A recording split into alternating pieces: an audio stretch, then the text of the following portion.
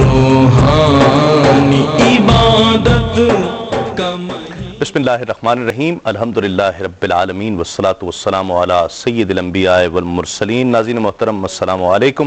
آپ کا میزبان تسلیم احمد صابری رمضان المبارک کی خصوصی نشریات سحری ٹائم کے ساتھ حاضر خدمت ہے. آپ یہ پروگرام میرے ساتھ دیکھا کرتے ہیں روزانہ صبح کم و بیش 3 بجے سے انتہائے سحر تک، اور دیکھ رہے ہیں یکم رمضان المبارک سے، اور انشاءاللہ دیکھ سکیں گے انتہائے رمضان المبارک تک. ہم روزانہ ایک ٹاپک کا انتخاب کرتے ہیں جس پر گفتگو کی جاتی ہے، ڈسکشن کی جاتی ہے، اور آپ کی کالز بھی پروگرام میں شامل کرتے ہیں، اور آپ کے سوالات، وہ سوالات جو آپ کے ذہن کو پریشان کرتے ہیں، الجھایا کرتے ہیں، ہم کوشش کرتے ہیں کہ قرآن و سنت کی روشنی میں وہ مسئلہ نہ رہے بلکہ خود حل بن جائے، اور آپ بھی اسی یقین اور اعتبار کے ساتھ کال کیا کرتے ہیں. اللہ تعالیٰ آپ کے یقین اور اعتبار کو بھی قائم رکھے.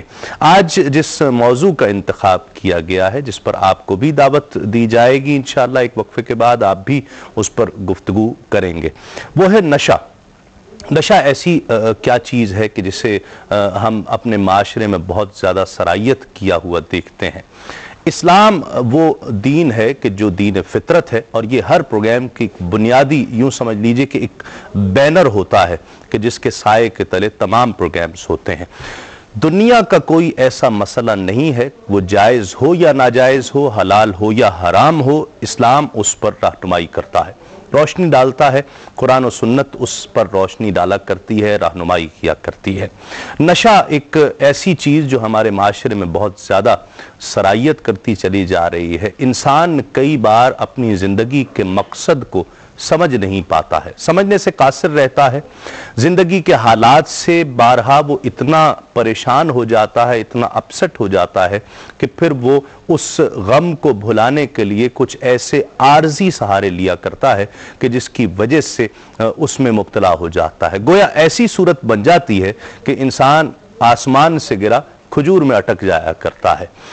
غم کو بھلانے کے لیے انسان نشہ کرتا ہے، اس نشے میں شراب بھی شامل ہے، سگریٹ کا سہارا لیتا ہے، اور بہت سے نشے، ایسے نشے کہ جو شاید آپ کے اور ہمارے علم میں آ جائیں گے کہ جب اس پر تحقیق کی جائے تو پتہ چلتا ہے کہ یہ چیزیں بھی نشے کے طور پر استعمال کی جاتی ہیں.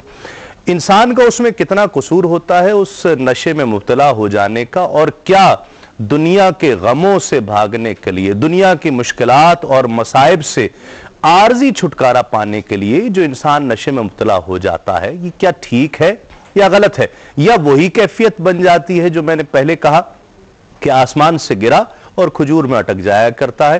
کیا یہ ٹھیک ہے یا نہیں ہے؟ نشے بہت سے اقسام کے ہو سکتے ہیں. نشہ دولت کا بھی ہوتا ہے، نشہ اپنے ایک فیملی سٹیٹس، اپنے سوسائٹی سٹیٹس کا بھی ایک نشہ ہوتا ہے.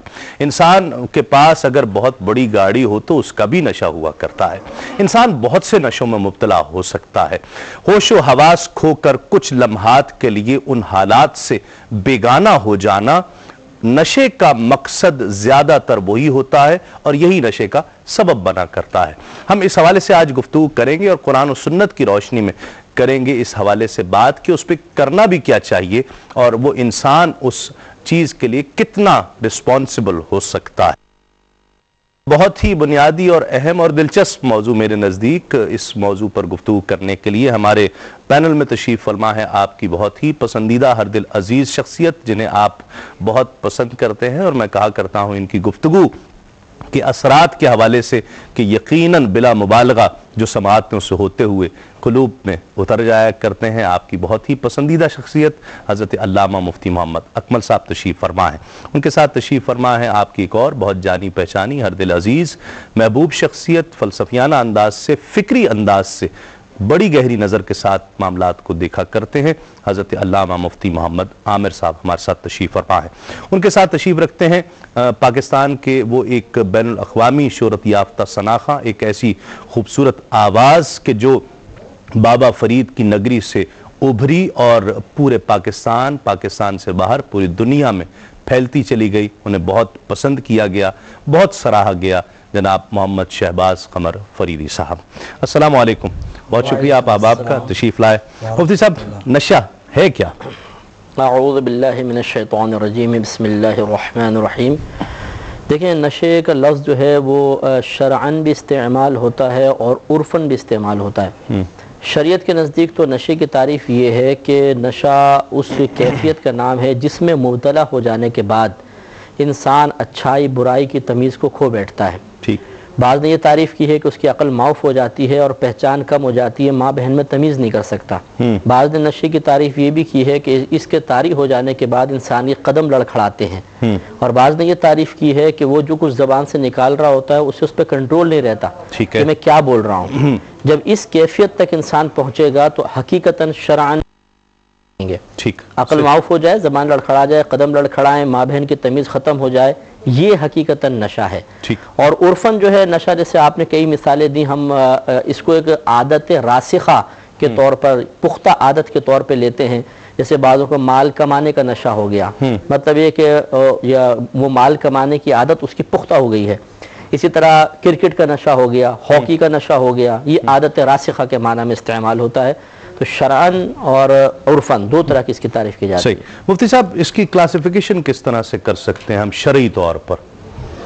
نشے کی کلاسیفیکیشن، نشے کے لیے شرعاً جو ہے وہ جن چیزوں کو حرام قرار دیا ہے، کہ جن چیزوں سے مفتی صاحب نے جیسا کہ ذکر کیا ہے کہ انسان کے قدم لڑکھڑاتے ہیں، عقل معاف ہو جاتی ہے، تو یہ ساری چیزیں ان میں شراب ہو گئی. اس طریقے سے ہر دور کے اعتبار سے جن چیزوں کو لوگ استعمال کرتے ہیں وہ ساری کی ساری چیزیں جو ہے وہ حرام کے اعتبار سے تقسیم ہو جائیں گی. پھر دوسری وہ نشے کی جو عادت کے اعتبار سے ہوتی ہے، مثال کے طور پر مال، دولت، کھیل کود کا نشہ، مختلف چیزوں کا نشہ ہوتا ہے. پھر اس اعتبار سے جو حکم لگایا جاتا ہے وہ پہلی قسم الگ ہو جائے گی. اس میں مطلب ایک اعتدال میں رہنا پڑتا ہے. ایسا نہیں ہے کہ ان چیزوں کو بالکل حرام قرار دیا ہے. مال کی رغبت، مال کی طرف، اولاد کی طرف، کھیل کود کی طرف، یہ سارے فطری داعیات ہیں. تو ان میں حکم دیا ہے شریعت نے ہمیں کہ ایک اعتدال میں رہ کے حد اعتدال سے باہر نہ جائیں. لیکن وہ جو پہلی قسم تھی اس میں بالکل مطلقاً ممانعت کر دی گئی ہے کہ جب نشہ طاری ہو جائے تو اس سے اجتناب کرو. اس کو شیطانی عمل کہا گیا ہے. ٹھیک ہے. اب وہ کتنی اقسام کا ہو سکتا ہے اس حوالے سے ہم بات کرتے ہیں، لیکن اس کے اسباب کیا ہو سکتے ہیں؟ بنیادی چیز یہ ہے اس کی ریزنز کیا ہیں کہ آپ کس طرح سے کسی ایڈکشن میں مبتلا ہو جاتے ہیں؟ مطلب کئی اسباب ہوتے ہیں، جیسے آپ نے بھی ضمناً اس کا تذکرہ کیا کہ بعض اوقات تو کوئی شدید غم، کوئی بہت بڑا صدمہ، بعض اوقات ایک ٹینشن ہوتا ہے، آدمی اس ٹینشن کو ریلیز کرنے کے لیے نشے کا سہارا لیتا ہے. ٹھیک. اسی طرح دنیاوی دوڑ میں ناکامی اس کا سبب بن جاتی ہے، برے دوستوں کی صحبت بن جاتی ہے، ڈرامے، فلمیں، موویز جن میں نشے کی عادت دکھائی جاتی ہے اور بڑے فخر کے ساتھ اس نشے کو استعمال کر رہا ہوتا ہے، اس کا بھی انفلوئنس لیتے ہیں. بالکل اس کا اثر انسان کے اوپر طاری ہوتا ہے. اور بعض اوقات میں نے یہ بھی مشاہدہ کیا ہے کہ لوگوں کی بیجا تنقید اور بدگمانیاں انسان کو نشے میں مبتلا کرتی ہیں. صحیح. جیسے کوئی بچہ ہے اگر وہ لڑکوں کے درمیان بیٹھ رہا ہے تو والدین نے کہا کہ تم لگتا ہے تم نشے میں مبتلا ہو گئے ہو. وہ قسمیں کھاتا ہے کہ میں نشہ نہیں کر رہا ہوں، لیکن نہیں، بس ہمیں شبہ ہے تم نشہ کر رہے ہو. اس کی تلاشی لینا، رات کو اس نے اٹھ کر دیکھا تو اس کی جیب ٹٹولی جا رہی ہے، اس کی پینٹ کے اندر ہاتھ ڈال کے نکال رہے ہیں کہ کچھ پڑیا اڑیا تو نہیں نکل آئی. تو اس ضد کے اندر کہ یہ مجھ پہ شک کر رہے ہیں، بعض اوقات ان کے شک کو یقین میں بدلنے کے لیے کہ ٹھیک ہے چلو اب تم یہ شبہ کرتے ہو تو میں ایسا کر کے دکھاتا ہوں. تو وہ ضد کے اندر ہم نے دیکھا ہے کہ بہت سارے نوجوان اس نشے میں مبتلا ہو جاتے ہیں. صحیح. بعض فیشن کے طور پہ اختیار کرتے ہیں نشے کو اور بڑا اس پہ مزہ آتا ہے، ان کو فخر کرتے ہیں، چرس پی رہے ہیں، ہیروئن پی رہے ہیں کہ ہماری کلاس کے سب لوگ پیتے، ٹھیک ہے، پینا چاہیے. بالکل. جی ہاں. اور شراب، خصوصاً جو شراب ہے، جیسے کہ ہماری گفتگو ہوئی تھی کہ بعض پارٹیز، وائن پارٹی جیسے رکھ لی یا کیسی بھی، اس میں شراب جب تک شامل نہ ہو وہ پارٹی کا آپ کہہ لیں اسٹیٹس یا اس کا جو اسٹینڈرڈ ہے بہت ہی لو نظر آتا ہے. اور ہائی اسٹینڈرڈ کرنے کے لیے ضروری ہے کہ اس میں ذرا دو چار جام چل جائیں. تو یہ تمام چیزیں ہوتی ہیں جو انسان کو نشے کی طرف مائل کر دیتی ہیں. صحیح. ناظرین، آج کا موضوع بہت ہی دلچسپ ہے اور بہت ہی نازک ہے. معاشرے میں سرائیت کیے ہوئے یہ تمام چیزیں ہم اس پر قرآن و سنت کی روشنی میں ڈسکس کریں گے. وقفے کے بعد آپ کی کالز بھی پروگرام میں شامل کی جائیں گی. لوٹتے ہیں اس یقین کے ساتھ آپ کہیں نہیں جائیں گے.